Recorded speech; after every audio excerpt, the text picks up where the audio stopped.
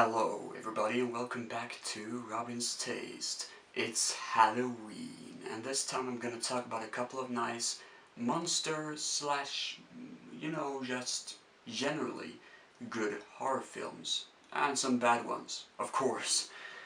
Let's start off with Zombie Flesh Eaters 2.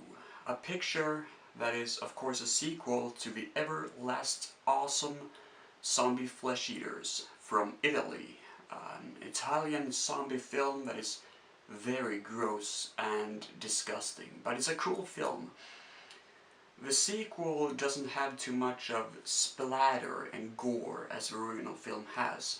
It is bigger in its budget and they waste more of the budget to become more of an action movie. But I think it still is an enjoyable picture and is worth to check out. It is ridiculous, the monster effects are kinda cool, but not as good as the original film, but it's more focused on the action parts, and we get to see people doing ninja kicks as they kill zombies, and that's a lot of fun to watch. It's campy, but I actually think the sequel is a really good sequel, and it's almost better than the original film because it's so unique. Then we have a more psychological picture, Pin. This is a movie about a guy who grew up in believing that a wooden doll in a life-size size is alive, and he believed that this person is his best friend. It's more of a psychological, mental and disturbing picture, and I think this doll is scary just by sitting there and not doing anything. It is a creepy picture in that direction, but the downfall of the movie, the main flaw of the film, is that it's obviously a TV film production. So it is sometimes quite provocative, but you want to see more and you end up knowing that it doesn't really get that much more. It's just almost the same thing. With this said, it's an interesting picture. And I think I enjoy it a lot. There is something about this movie that makes you think about it afterwards, even though it is not that super great. Then we have Rawhead Rex, a movie about this big, horse-like creature who walks around in a small town in Ireland and kills people.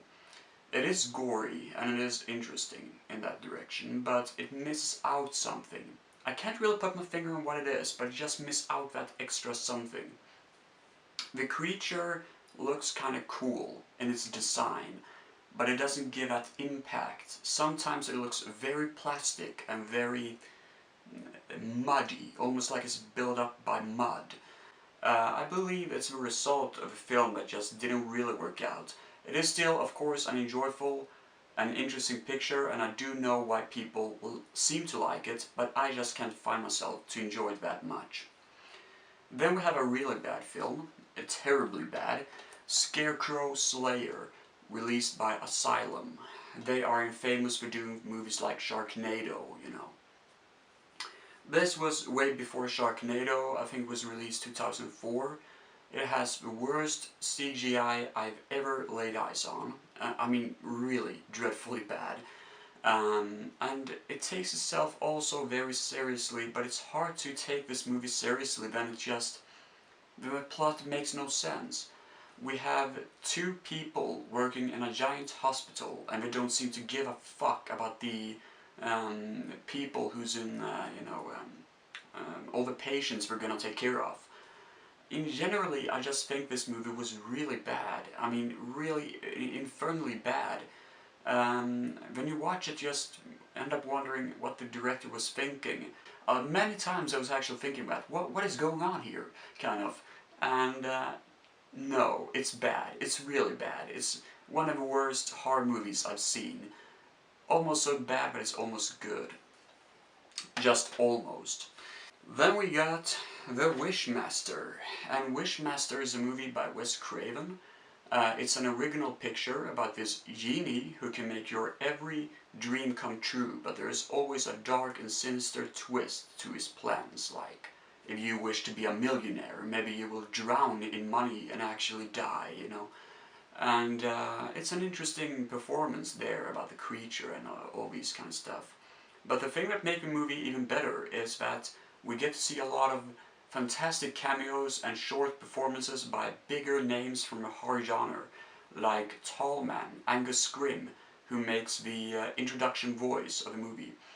We get to see Reggie Bannister, also from Phantasm, having a cameo, and that was a blast. And Buck Flower from a lot of, titles by John Carpenter, for example.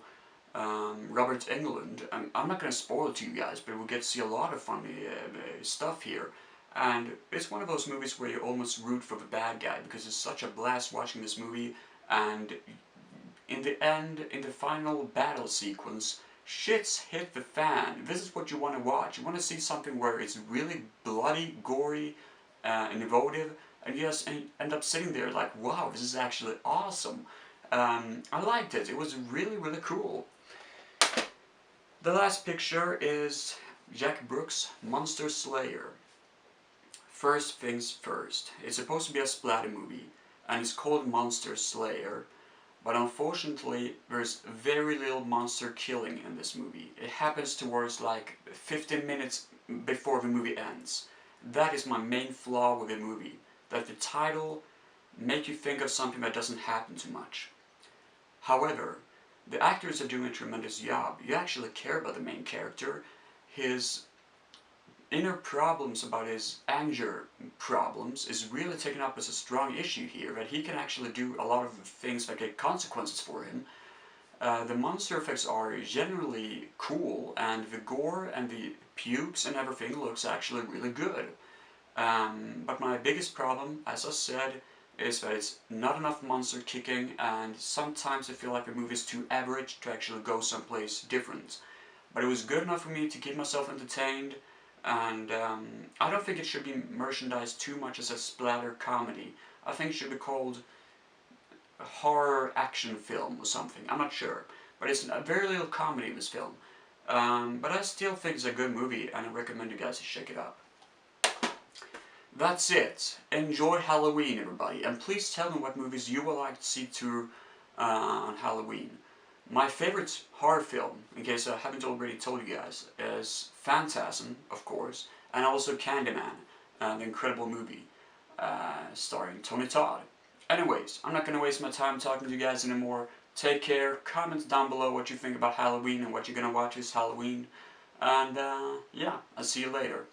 Bye.